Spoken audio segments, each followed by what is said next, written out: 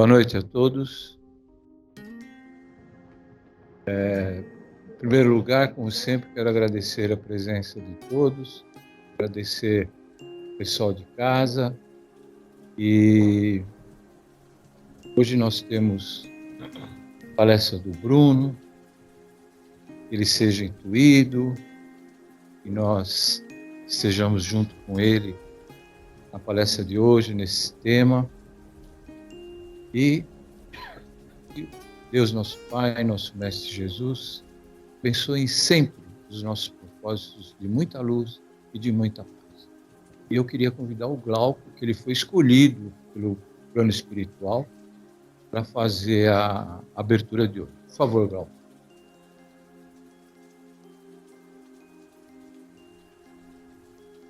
Deixa eu acertar aqui, senão vão ficar dizendo que eu sou corcunda.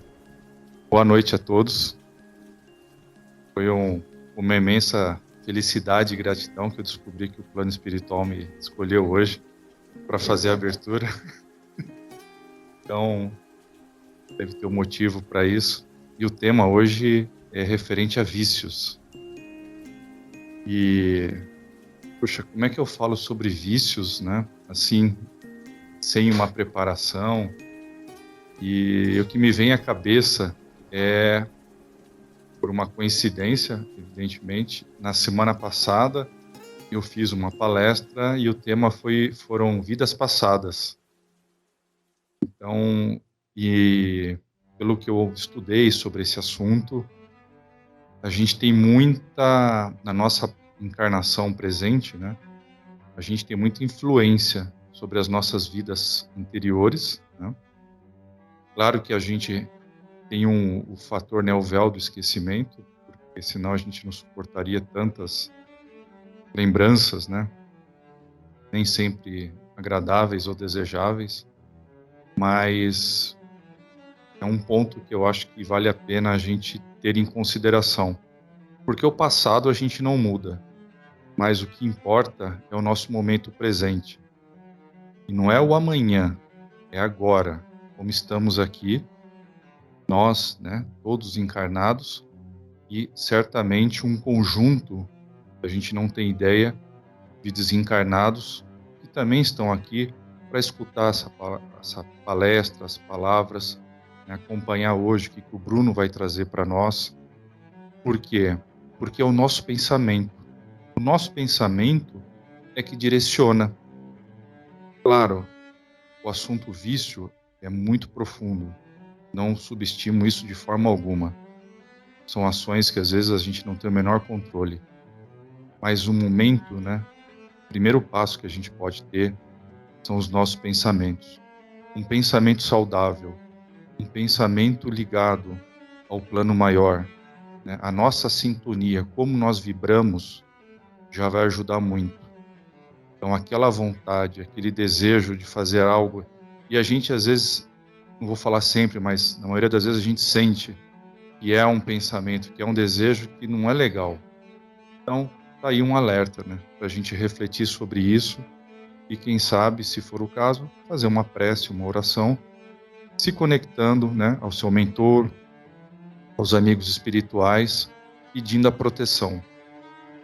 Mas, acima de tudo, é o nosso presente momento, que a gente não tem nenhuma garantia do que pode ser amanhã.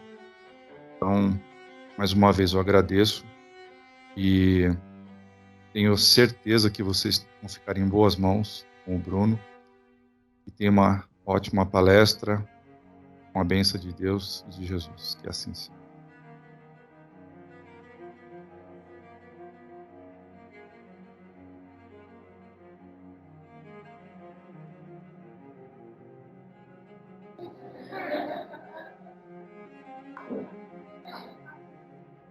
Melhor mudar, né?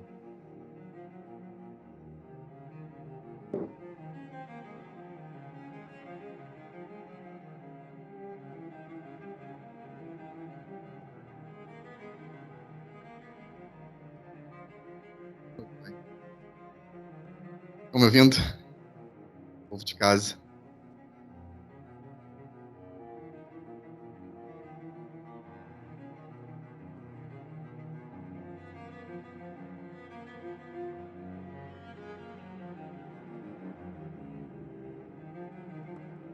Vamos seguir.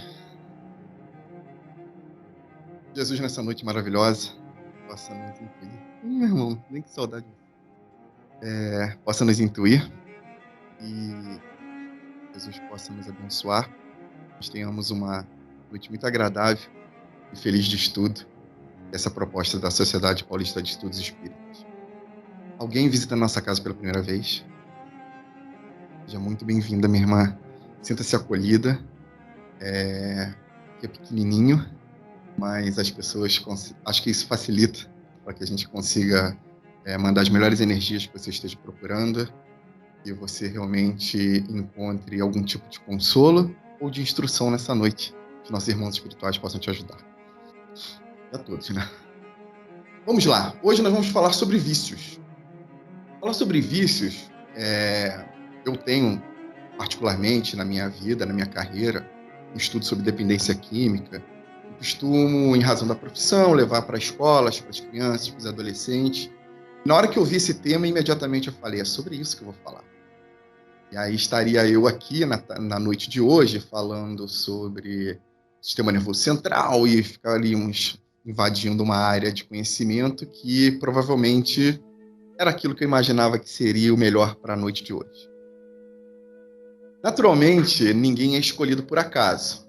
E a abertura do Glauco foi muito feliz, porque ela vai ao encontro daquilo que, finalmente, depois de algum estudo e de alguma preparação para a noite de hoje, eu decidi encontrar. E vocês vão entender. Algum tempo atrás, nessa casa, um grupo de estudos muito feliz, onde nós trabalhávamos o desenvolvimento da mediunidade e, ao mesmo tempo, a gente tentava alcançar determinados assistidos, pessoas que precisavam fortalecer o seu campo espiritual diante de algumas adversidades que a vida havia colocado. Esse grupo decidiu fazer um trabalho. Esse trabalho começa com um formato em U e um brainstorm, uma descoberta, uma inquietação, em que os colegas propuseram o que a gente deveria falar sobre o ser humano. Na definição de ser humano do grupo, nós surgimos com um desenho, um simples desenho chamado boneco palito. Aqueles que até os menos dotados de qualquer tipo de arte conseguem fazer. Uma bolinha e alguns palitinhos e lá estamos nós. Esse boneco palito foi carinhosamente assim apelidado porque ele podia ser qualquer um. E sendo qualquer um, a gente conseguia colocar esse boneco palito dentro dos 3 campos de desenvolvimento desse próprio boneco. O campo físico, o campo emocional e o campo espiritual. E naquela ocasião, a gente buscava entender de que forma que a gente podia agir nas doenças, nas provas, nas expiações, nas próprias inquietações daquelas pessoas, e a gente percebeu que nós precisávamos realmente definir que o nosso campo de atuação é o campo espiritual. É por isso que nós estamos hoje aqui, porque nós somos espíritos e nós estamos numa casa espírita para discutir, finalmente, o espiritismo. Por quê? Se na noite de hoje nós precisássemos, para falar de vícios, de alguém que viesse realmente falar sobre o cérebro, nós podíamos convidar, né, talvez alguns colegas daqui que são da área da psicologia, ou que são da área da psiquiatria, ou que dominam realmente essa área, que poderiam trazer esse tipo de conhecimento. Então, quem vem aqui na casa espírita, ele busca algum tipo de avanço dentro do campo espiritual, algum tipo de conhecimento que faça com que a gente se desenvolva dentro do campo espiritual. E esse desenvolvimento dentro do campo espiritual, ele tem que ser feito de uma forma que ela tenha base dentro da doutrina espírita. E é por isso que quando o Glauco fala que para estudar vício a gente precisa conhecer vidas passadas, isso é muito atual, isso é muito pertinente quando a gente vai tentar conhecer um pouco das nossas atividades do presente, como ele fala, mas que de alguma forma tem algum tipo de relação com o nosso passado. Então, vamos lá. Todas as vezes que alguém perde algum tipo de controle, esse controle ele pode ser perdido de 2 formas. Eu vou tentar ser o mais simples possível. Esse controle, essa perda de controle pode ser dada pelo uso, é a primeira fase de qualquer vício, o uso. A gente primeiro usa e depois a gente vai para fases futuras. Mas a primeira fase é o uso, é o experimento. E esse experimento, por muitos e muitos e muitos e muitos anos, sempre foi algo ligado à dependência química.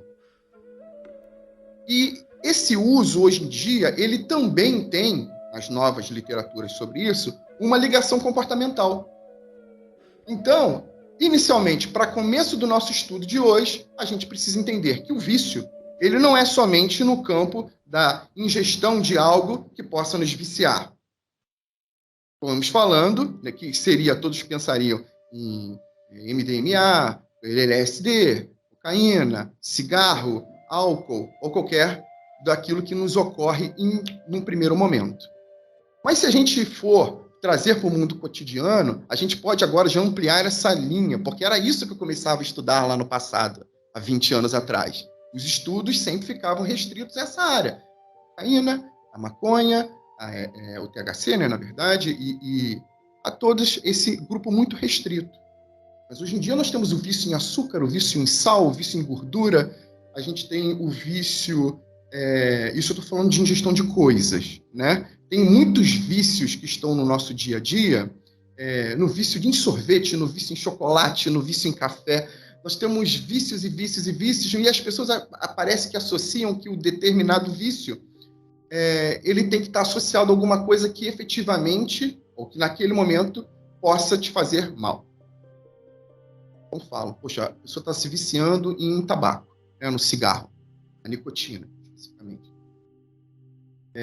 E aí, né, de um grupo de pessoas que forem experimentar esse tipo de produto, na verdade, 86% das pessoas que utilizarem isso vão se viciar.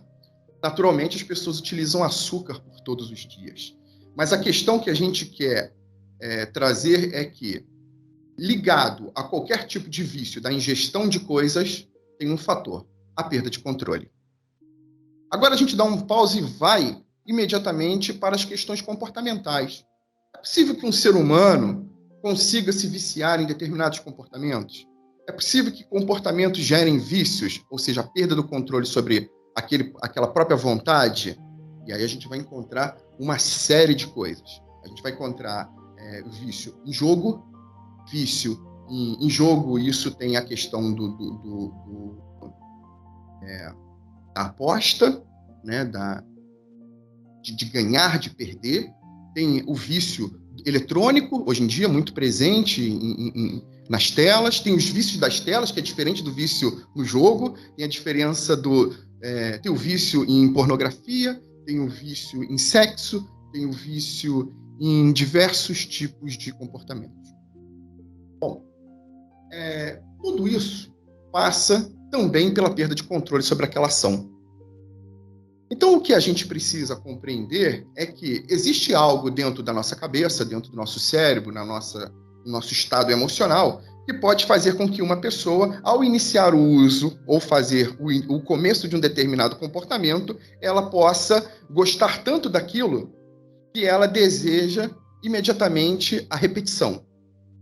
Eu não vou falar em compulsão hoje, porque compulsão é como se fosse o toque, né? A pessoa, ela é extremamente organizada, ela não suportaria ver isso aqui fora do lugar. E no momento em que ela trouxesse esse copinho para cá, imediatamente ela perceberia e geraria algum tipo de prazer. E agora aquilo está alinhado da forma que ela imagina, que ela gostaria que estivesse. Então ela se satisfaz com aquilo. Isso é uma compulsão. Então não vamos dizer que isso é vício, mas ela briga a cada ação por organizar, fazer, ou por montar, ou por não pisar em certas coisas, porque toda vez que ela consegue fazer aquilo, ela dá pequenos gatilhos de prazer. A gente tem que ir um pouquinho mais profundo e entender agora que existem muitos comportamentos cotidianos que são presentes na nossa vida e que eles podem vir a se tornar um vício. Pois bem, assim que a gente faz uso ou a gente experimenta algum tipo de comportamento, isso não tem idade, não tem hora. É muito fácil a gente se preocupar com as drogas. Muito fácil, porque parece que tem uma determinada idade, ou momento, ou local, e a gente vai estudar a pressão do grupo social, a gente vai estudar a pressão da família, desconexão de amigos, desconexão, aceitação, valoração, autoestima, autonomias. A gente vai começar a colocar uma série de fatores psicológicos que podem levar aquela pessoa a desejar um determinado comportamento. Mas, no fundo, em uma questão muito resumida, o que a gente poderia dizer é, a pessoa após, quando ela faz o uso, o sistema de recompensa do nosso cérebro diz, cara, isso foi legal, isso foi bom, e a gente tem a vontade de repetir. E a gente gosta de repetir as coisas. E outra coisa, nós temos que repetir muitas coisas. Por exemplo, as pessoas que são viciadas em comer. As pessoas precisam comer. Então, você não pode pegar para aquele vício em se alimentar e dizer, olha, corta a comida da sua vida que você, a partir de agora, né, você vai se livrar. Nós vamos fazer um tratamento para você parar de comer. É dificílimo isso. Dificílimo. O que a gente vai ter que trabalhar, o trabalho que essa pessoa vai ter que fazer é no sentido de uma educação para que ela possa saber como comer, o que comer, o quanto comer. E isso passa também, é a nova abordagem que a gente faz, inclusive com aquele tipo de pessoa que utilizava, por exemplo, cocaína. Aquelas, as internações, elas ainda são necessárias, são presentes, é uma ferramenta. Mas todas as vezes que a gente lida com alguém que está com algum tipo de problema em vício, de alguma coisa, a primeira coisa que a gente faz, a gente tem métodos de substituição, nós fazemos medidas, né, para que ela gere uma nova compensação. O grande segredo do vício é a gente saber que se o nosso cérebro ele está o tempo todo buscando um tipo de recompensa, a gente não tem somente aquele tipo de recompensa. A gente tem diversos tipos de recompensa. Só que é muito difícil a gente lutar contra o nosso desejo de buscar aquilo que foi bom. Veja um pedaço de sobremesa. Terminamos um almoço, as pessoas que gostam de sobremesa vão saber exatamente o que eu estou falando, né? Terminou o almoço e você... Vou dar um exemplo do meu filho. Ele ama torta de limão. O prato 7, então, ele ama. A torta de limão do prato 7. Então, o garoto vem e fala, prato 7. Ele já, imediatamente, não quer nem saber o que ele vai comer. Ele já pensa na torta de limão. Ele entra ali e pede, término da refeição, ele pede lá a sua torta de limão. Todas as vezes que ele vai comer a tortinha de limão dele, ele come. Ele fala, nossa, é a melhor torta do mundo. Fazendo propaganda, né? E, nem assim, e ele vai comendo. No final, ele costuma deixar um pouco para a mãe. E se eu pedisse um novo pedaço, certeza que esse pedaço não seria tão bom. Outro exemplo é o seguinte, agora coloquem-se num pedaço pequeno de torta, um chocolate pequeno, que você tenha em casa. Você fala, nossa, eu amo chocolate, né? E eu vou comer o chocolate. E você olha para aquele pedaço, você fala, eu vou comer metade dele agora, eu vou comer a outra metade daqui a 10 minutos. Você come a metade. Muitos que estão aqui, que comeriam a barra inteira, ou o pedaço inteiro, ou o chocolate inteiro, muitos do que estão aqui, 10 minutos depois não comeriam a outra metade. Porque quando a gente inicia um processo gostoso no nosso cérebro, quando a gente começa isso, a gente quer que aquilo seja o mais duradouro possível. Todas as áreas. Mas chega um ponto que o cérebro, ele se farta daquele tipo de estímulo. E aí a gente precisa voltar 10 minutos depois, aquilo não será importante. Mas à noite, se você usar aquela outra metade, volta a ter aquilo. Aquela mesma sensação. Então é possível fazer gerenciamentos de prazer na vida quando você tem o controle daquilo que você quer fazer. E o problema é quando a pessoa fala, se eu começar eu não paro. E aí tem a questão da adicção, né? De você se tornar realmente uma pessoa, não estou falando do chocolate, hein, gente? Se você comer um chocolate, se eu comer só um chocolate, eu vou até o fim. né? Mas aí eu pergunto, vocês conseguem ficar todos dias sem comer? Eu consigo, então tudo bem. É que vocês gostam muito, então usem realmente isso para um tipo de recompensa. Mas cuidado, porque esse tipo de recompensa também é problemático. Por exemplo, amamos chocolate, como acabamos de dizer. E aí estamos num momento ruim de uma relação afetiva. Casamento tá ruim, namoro tá ruim, alguma coisa não tá boa. E aí brigou, chocolate. Discutiu, chocolate. É uma forma de compensação, porque nós sabemos que chocolate nos dá prazer. Então, todas as vezes que eu tenho algum tipo de decepção, eu vou e mergulho no chocolate. Esse tipo de compensação, pois muitas pessoas fazem isso com álcool. Uma das relações, tem uma crise, tem uma briga, álcool. Tem uma crise, álcool. Estou muito estressado, álcool. Né? E todas as vezes que a gente tem esse tipo de interação com o nosso cérebro, a gente está dizendo o seguinte: se eu ficar mal, olha o que nós estamos dizendo para o nosso corpo, para o nosso cérebro. Todas as vezes que eu estou mal, que eu estou depressivo, que eu estou enchendo meu cérebro de substâncias da tristeza, do pânico, do medo, da dor, eu ganho chocolate. E aí, circunstâncias que nem nos afetavam tanto passam a ser disparadores da vontade de comer chocolate. Levem agora para qualquer tipo de comportamento. Porque o Glauco fala na abertura dele, por isso que eu falo, o Glauco veio aqui preparadíssimo para a coisa, porque ele fala que tem um fator que é fundamental, que é o pensamento. Nós precisamos controlar o nosso pensamento, precisamos manter os nossos pensamentos. E quando ele fala isso, ele é muito intuído. Porque o que vai dizer que, olha, nós estamos mal, então o que eu vou fazer? Eu vou chorar, pô. Vou procurar um amigo, eu vou conversar, eu vou dormir mais cedo. Eu vou gritar. Eu posso ter uma relação emocional, eu vou falar, eu vou discutir, eu vou pôr para fora, eu vou introspectar. Eu vou correr, vou puxar um ferro, vou ler um livro, vou fazer alguma coisa para me livrar desse pensamento, porque essa briga me afetou demais. Mas é a gente tendo controle de que, poxa, toda vez que isso acontece, eu vou entrar no álcool, eu vou entrar no chocolate, ou eu vou ter um tipo de comportamento, ou eu vou buscar um relacionamento abusivo, mas que me dá prazer. Eu vou voltar com um ex, né? Eu vou procurar aquela pessoa que sempre me trata mal, mas que quando eu bato na porta, ela abre. Então, assim, é difícil, muito difícil para nós entrar dentro desse processo e depois sustentar os nossos prazeres com migalhas do que a vida pode nos oferecer. Mas a gente falou aqui, a gente precisava cuidar do lado espiritual.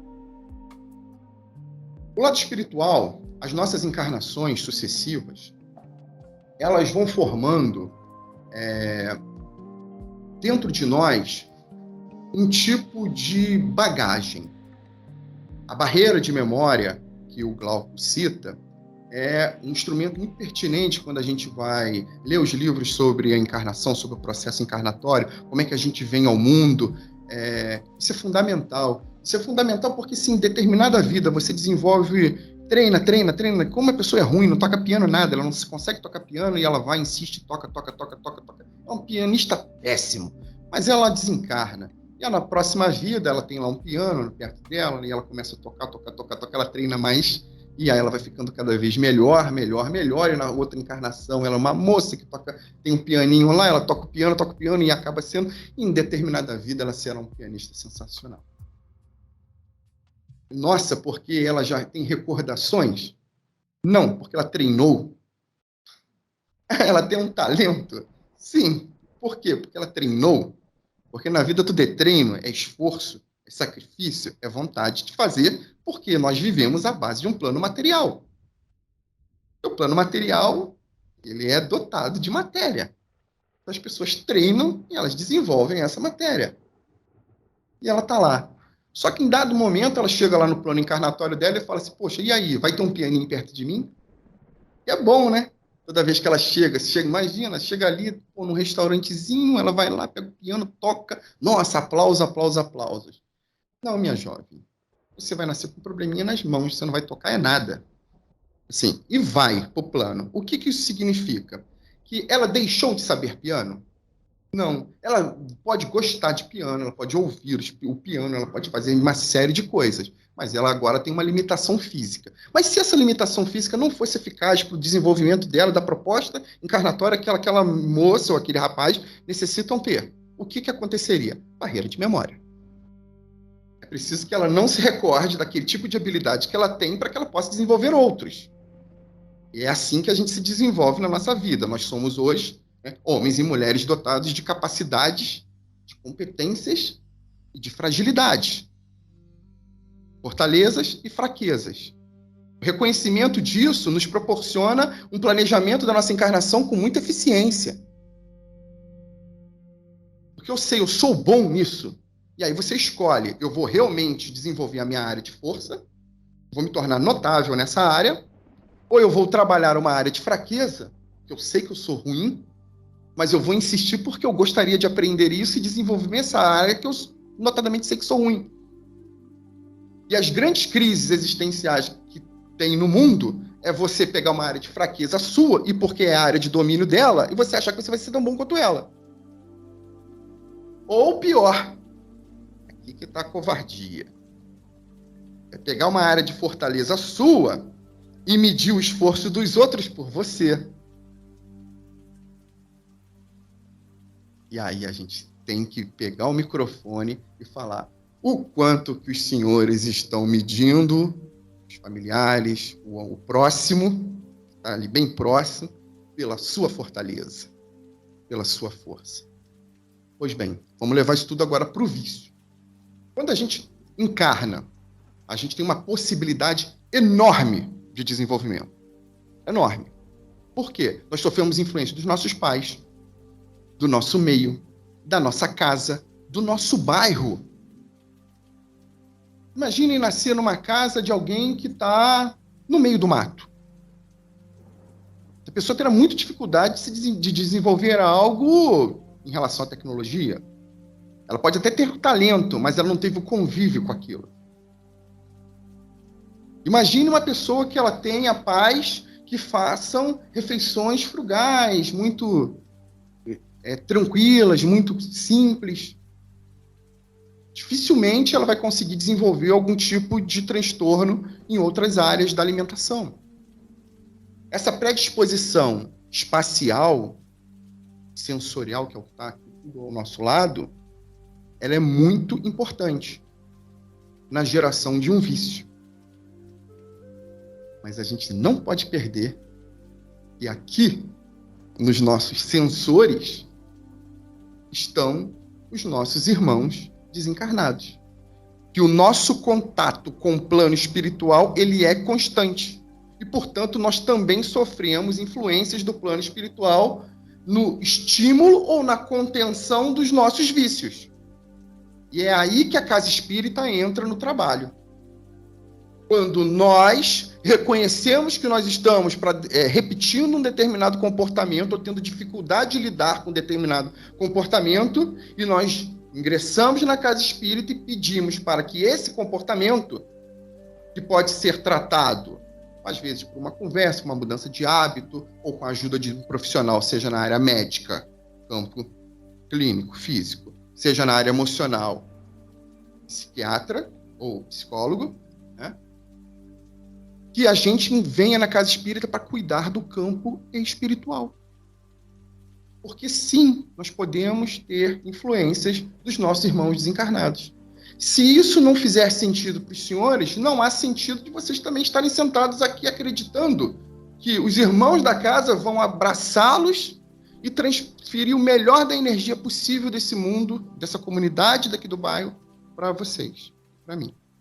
Quando a gente acredita nisso, o contrário também é válido. Se a gente acredita que os espíritos bons, amigos da casa, nos protegem, nos influenciam, a gente tem que levar em consideração que existem determinados irmãos e determinadas circunstâncias que podem nos influenciar a mergulhar em determinado vício. Eu lembro muito, acho que, se não me engano, num livro da Patrícia,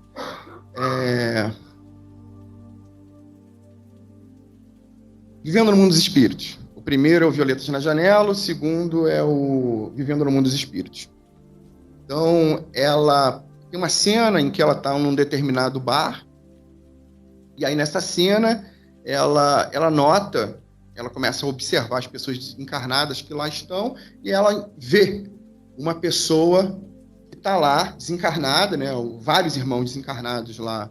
E aí ela vê como é que isso dá uma explicação muito, muito bacana da energia do álcool, como é que o espírito que está lá obsediando as pessoas daquele bar, ela vai se alimentando do hálito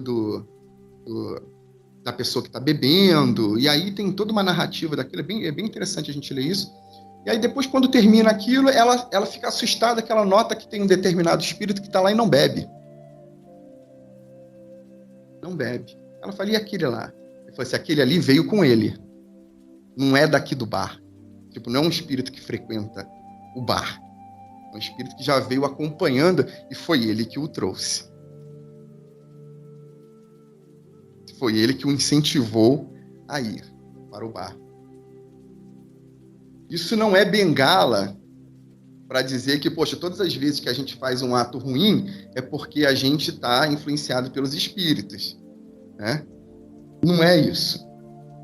Mas a gente não pode perder que o caminho do nosso equilíbrio, que é a solução para tudo, né? Eu posso tomar uma cerveja, você pode tomar um vinho, você pode fazer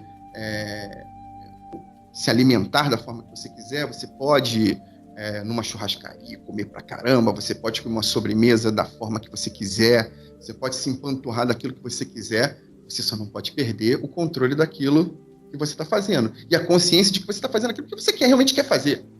Eu quero beber, eu quero comer, eu quero fazer o que eu quiser, e as consequências daquilo pode ser uma indigestão, alguma coisa, e você lida muito bem com a consequência daquilo. Então, para que a gente entenda qual é o que é fundamental no controle do vício dentro de uma casa espírita. Primeiro, que é um trabalho muito difícil de se fazer. Muito difícil. Que por mais... E estou levando agora para o campo bem espiritual. Todas as vezes que a gente entra num trabalho espírita e a gente tenta, de uma forma mediúnica, afastar esses irmãos que estão com a pessoa que possui determinado vício, a gente nota que são espíritos que pouco têm conexão com aquela pessoa, mas que têm muita conexão com o vício. E não são né? Não é um espírito, são muitos espíritos que se conectam com aquela determinada pessoa. Onde eu quero chegar? Que a melhor forma, dentro de uma parte doutrinária, evangélica, que é o nível desse estudo na segunda-feira, é que a gente realmente se mantenha em equilíbrio. E isso funciona como? Frequência. A casa espírita, ela naturalmente, aquela porta de segunda-feira, utilizando uma analogia muito, muito presente, é um pronto-socorro. Então, eu entro, e várias vezes eu entrei, e eu cheguei nessa casa aos prantos, né, me valendo daquela portinha lá de pronto-socorro. É assim que aqui eu cheguei. E quando você entra aqui, não adianta a gente fazer todo um trabalho doutrinário. Precisa atender a dor. Aquela dor, ela é eliminada. No segundo momento, aquela dor ela é tratada. Ela não é eliminada, porque ela está dentro de nós. Essa última fase, que é a mais duradoura, perene, difícil de trabalhar, aí sim, essa dor ela precisa de um fator que as pessoas pouco consideram quando se sentem mal. Tempo. Nós temos tempo. Permita-se tratar. Permita-se. Se tem algo dentro do seu coração, e isso que está aí dentro te faz mal, e é só do seu conhecimento, porque você quer. Existem diversos profissionais, porta para fora, que podem colaborar com esse tipo de ajuda. E no campo espiritual, nós temos grupos de apoio. Muita discrição, um trabalho de bastante dedicação, muito amor. Amor é a palavra certa para a gente colocar nesse exato momento. Trabalho com tanto amor para ouvi-los, acolhê-los e tratá-los. Mas muitas vezes dar esse primeiro passo não é fácil. Eu não tenho pretensão nenhuma de convencer qualquer pessoa, até desencarnada, a fazer isso por meio desse microfone. Mas a pretensão é: frequentem. Frequentem a casa espírita. Agora estou falando para mim. Eles sabem. Estou falando agora para mim. É muito importante que eu dizer isso para vocês. Isso para mim é vitória. Frequentem a casa espírita. Mas não venham sem um objetivo. Porque é segunda e tem que vir, ou é sábado tem que vir, ou é terça-feira, ou é o grupo de estudo de quarta ou de quinta e eu tenho que vir. Não venham, porque você olha para dentro de si e fala: cara, eu vou, porque essa semana eu vou me cuidar. Aí você vem cuidar da área espiritual. Faça seu estudo. Não tenho tempo para ler, venha na casa espírita. Uma boa conversa ajuda muito. Venha para a casa espírita. Venha para a casa espírita. Sim. Se entregue. Muitos amigos estão aqui há alguns anos e a gente precisa que essas pessoas falem para outros colegas, não é aqui publicamente, lá em cima, porta fechada, para que encontre alguém que ele possa falar sem lhe julgar, sem gerar culpa, sem gerar medo. E é assim que a gente vai cuidar dos vícios. A exposição hoje sobre vícios, ela é muito óbvia. As pessoas sabem o que é vício. É difícil você falar sobre algo que todos sabem, né? As pessoas sabem o que é vício. E o pior, se conhecem. Sabem quando cada um de vocês, ou eu, tem determinado vício. E a gente, primeiro, precisamos entender aquele controle, assumir o controle disso aí, desse campo, e desenvolver.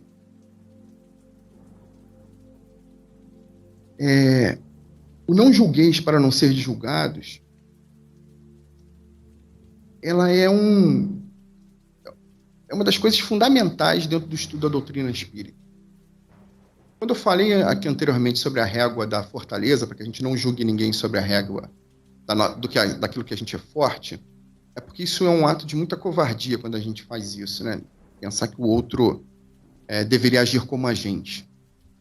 Isso só poderia ser feito se todos nós estivéssemos no mesmo nível de desenvolvimento. O grande segredo da vida é que a gente não está no mesmo nível de desenvolvimento em todos os campos. Então, para que haja um equilíbrio, vamos dizer, harmônico na casa, na comunidade da Pompeia, no bairro de Perdizes, na Lapa, no mundo, em Pinheiros e São Paulo, para que isso tudo esteja em equilíbrio, e não está, né? Todas as pessoas deveriam valorizar as suas fortalezas e reconhecer as suas fraquezas. Porque no momento em que, se todas as pessoas fossem fazer isso, a gente imediatamente teria um campo de equilíbrio. Por quê? Eu não teria vergonha nenhuma de falar: cara, me ajuda. Se eu não domino nada. Ele fala: claro. Amanhã ou depois ele falaria: porra, tua vez. Não sei nada do que você está falando aqui. Por favor. E aí a minha colaboração. Isso seria viver em comunidade. Isso seria conseguir dividir com as pessoas, e seria o tal do mundo perfeito. Então, engraçado que eu ia falar, eu acho que está na hora de encerrar, eu tinha preparado tantas coisas para falar sobre rede social, cliques, views, os vícios hoje na aceitação, nisso, tal, e nada me ocorreu, né? Então, provavelmente isso não era para ser dito. E eu acho que alguém que vai vir na sequência talvez vai abordar esse tipo de coisa. É muito engraçado quando a gente se prepara tanto para falar. Eu ia entrar todo nessa área de fazer todo um trabalho hoje voltado para essa ideia da rede social e de como a gente tem se comportado hoje em dia, porque todas as vezes que a gente vê que determinada pessoa apertou lá, isso nos dá aquele sensação de prazer, né? Mas eu não vou entrar nisso, não. Vou aproveitar aqui mais 2 minutinhos para que a gente fale sobre o desenvolvimento, acho que é uma coisa pertinente, o desenvolvimento do nosso campo espiritual. O desenvolvimento do nosso campo espiritual, ele parte do equilíbrio cotidiano. Isso é feito sem qualquer tipo de conhecimento. Você não precisa ter conhecimento nenhum para estar em equilíbrio. Basta que você esteja bem consigo mesmo. Esse é um ponto. Então, não é necessário religião. Não é necessário que essa pessoa tenha frequência e venha para casa. Ela consegue se manter em determinado equilíbrio. Mas nem todos somos assim. A gente precisa realmente se manter, voltar toda vez para aquela reguinha do equilíbrio. E a gente tem 2 caminhos. O estudo, um deles. Porque a gente estuda e corrige rotas. A gente se choca com o que a gente lê. Nossa. Né? Ainda mais o espírita, né? O espírita lê um negócio, ele já se culpa. Parece que como ele não faz aquilo, parece que está atingindo ele na alma. Não façam isso, não. Eu já superei essa fase. Assim, leiam, processem e apliquem aquilo que for possível. E depois que a gente tem isso, tem algo que é fundamental para o desenvolvimento do espírito. Do espírita. Pessoas. Pessoas. Nada foi mais devastador para nós do que o afastamento das pessoas.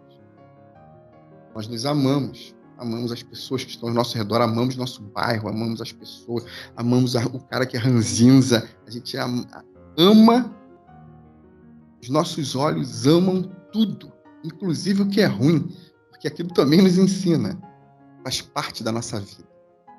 Então, gente, que a gente continue amando, para que a gente se permita que a espiritualidade faça um trabalho de envolvimento, de energia, de amor, de conexão, de tudo conosco. Vamos nos permitir ser amados. Coração de pedra para lá, abrir o peito e deixar que Jesus entre. E o Jesus, ele entra com aquela mão, com aquela luz, aquela coisa, nos coloca para cima, vai tomando conta de nós, e a gente, de repente, se sente mais forte e enfrenta, e cai, e reza. E a gente reza rápido. Espírita reza rápido. Espírita reza rápido. Né? Espírita não tem conta, não tem repetição. Eu acho que deve ser mais fácil na espiritualidade atender as preces dos espíritos, porque a gente é muito direto, sabe? Olha, é isso que eu preciso. Estou querendo isso, me ajuda. Ou obrigado. O agradecimento também é fundamental. A gente vai ficar por aqui. Vou desejar que essa espiritualidade maravilhosa daqui envolva todos vocês, proteja todos nós por mais uma semana, para que semana que vem a gente esteja aqui juntinhos, ouvindo um pouquinho mais de alguém que vem vir aqui trazer um novo tema, e que essa palestra tenha envolvido vocês e permitido que a espiritualidade trabalhasse, porque é assim que funciona. Um dia falamos sobre isso. Jesus nos abençoe.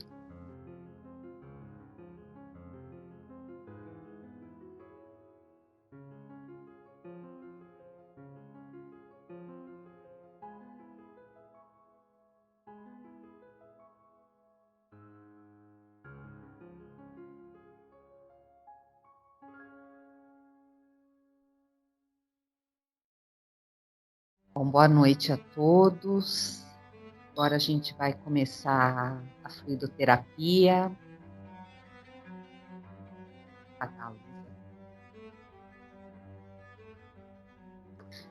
Quero chamar os passistas para virem até aqui.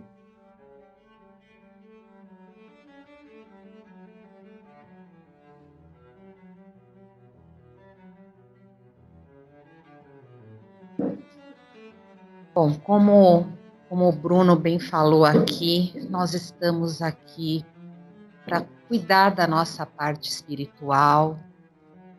Então, agora é um momento bem importante para a gente se concentrar, relaxar e receber tudo que o plano espiritual preparou para a gente.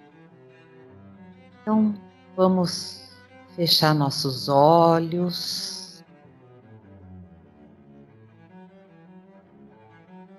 procurar relaxar nosso corpo. Vamos sentir nossos pés no chão, nosso corpo apoiado na cadeira. Movimenta um pouquinho os seus ombros, seu pescoço, relaxando todas as tensões do dia. E agora juntos nós vamos fazer uma respiração bem profunda, bem consciente. Faz com que a gente esteja agora aqui, nesse momento presente. Então vamos inspirar profundamente e expira. Solta todo o ar, esvazia o seu peito. Outra vez, inspira profundamente, enche os pulmões e solta todo o ar. A última vez, inspirando e expirando, levando o nosso pensamento, abrindo nossa mente, nosso coração,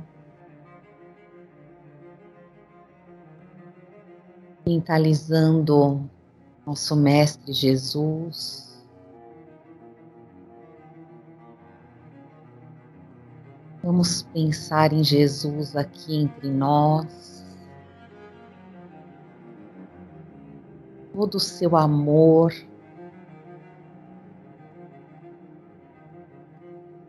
seu acolhimento,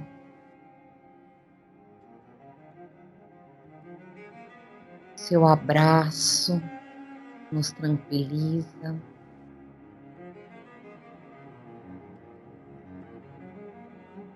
Os amigos espirituais do trabalho da fluidoterapia, juntamente com os passistas que estão aqui, vão projetando uma luz muito forte sobre as nossas cabeças. Vamos procurar visualizar essa luz muito branca, muito brilhante. Ela vai incidindo lá no topo da nossa cabeça. Vamos vendo ela percorrer o nosso corpo bem devagar, passando por todos os nossos centros de força, e alinhando, equilibrando.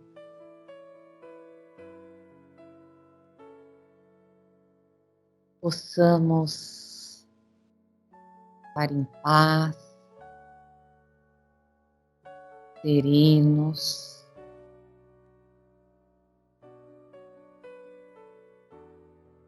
tenhamos muita esperança,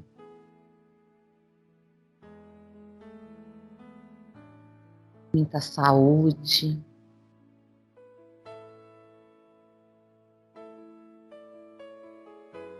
Na medida do possível, todas as nossas dores possam ser suavizadas, aliviadas.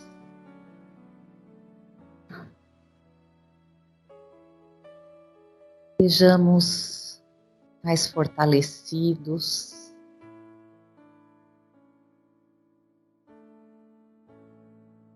abertos para receber todas as boas intuições dos nossos amigos espirituais, principalmente do nosso mentor, nosso anjo da guarda.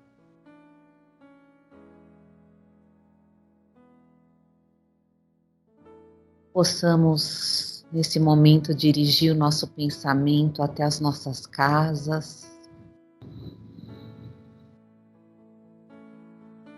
Toda essa luz está nesse ambiente agora, possa chegar até os nossos lares.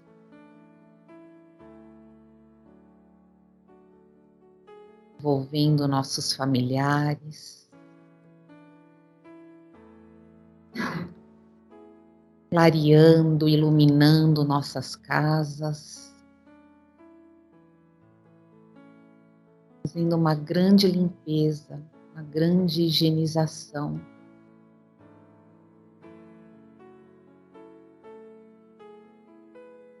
Possamos, com muita gratidão por tudo que recebemos nessa noite,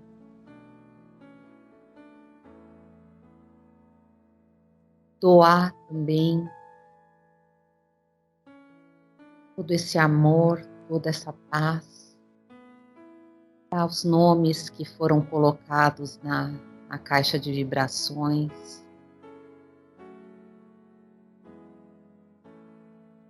Os espíritos que a gente sabe que estão passando por dificuldades nesse momento.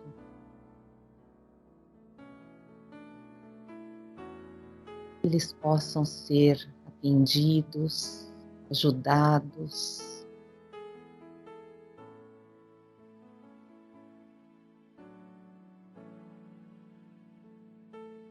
Possamos refletir sobre o que foi falado nessa noite, sobre o vício, sobre o controle. Possamos manter essas vibrações por toda a nossa semana. Lembrando que nós não estamos sozinhos. Você pode conversar com os amigos espirituais, nosso Mestre Jesus, com Deus, nosso Pai, a todos os momentos, através da prece, principalmente quando a gente é mais fragilizado.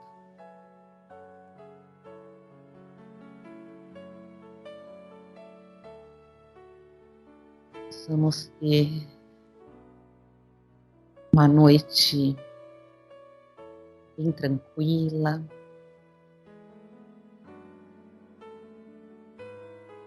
recebendo todas as intuições do plano espiritual, se possível, durante o nosso sono.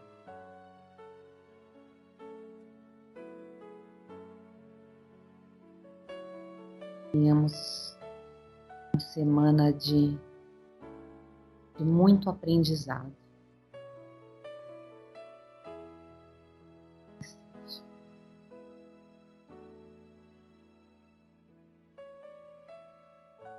Vamos um pouquinho de olhos fechados. Vai voltando bem lentamente, sentindo o seu corpo, movimentando.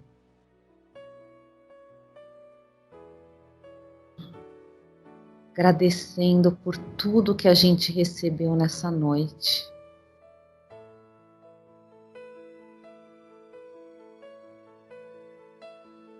Quando você achar que está pronto, vai abrindo os olhos,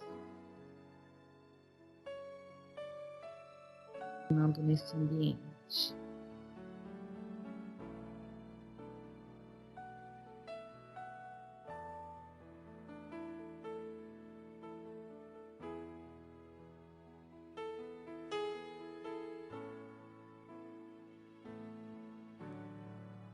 Todos estejam bem.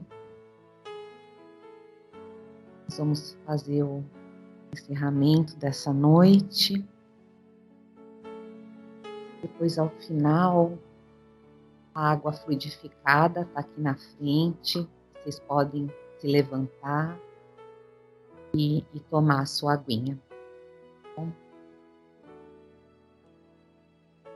vou chamar a Ana Lúcia, então, para fazer o encerramento. Meu plano espiritual, Ana, que te escolheu.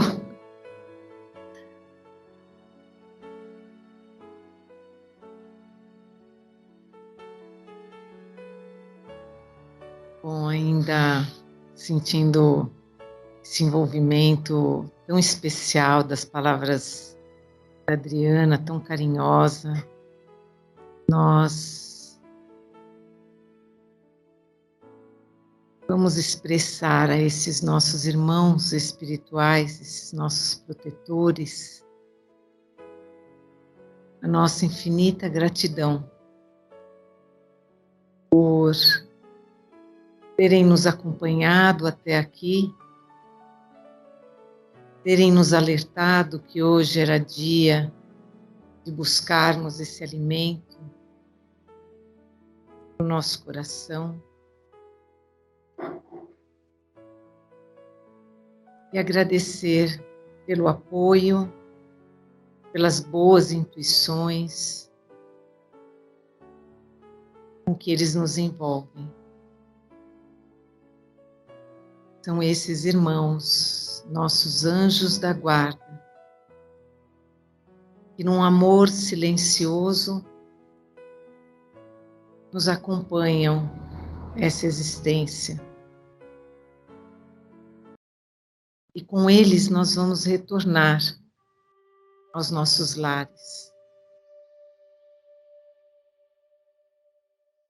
Queira Deus que possamos manter e levar para os nossos lares a sensação harmoniosa, gratificante, que durante a semana vamos querer repetir, vamos querer experimentar a leveza do nosso coração, o olhar compreensivo diante dos nossos familiares, nossa força e determinação diante dos obstáculos. E a cada nova experiência positiva, a cada momento em que sentirmos Deus agindo através de nós, nos engrandecemos e vamos sentindo que estamos no caminho certo. Deus nos abençoe. Abençoe esta casa, abençoe essa noite, que assim seja.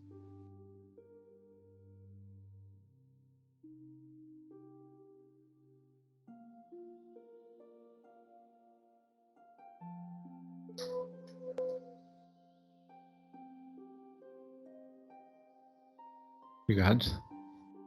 Obrigado, Glau. Obrigado, Bruno. Obrigado, Adriana, os passistas, por essa noite maravilhosa. E eu queria reforçar tudo que foi dito hoje. Compartilhem a sua alma. estamos aqui para nos amarmos cada vez mais. E que esta noite possa nos trazer a paz interior que tanto precisamos.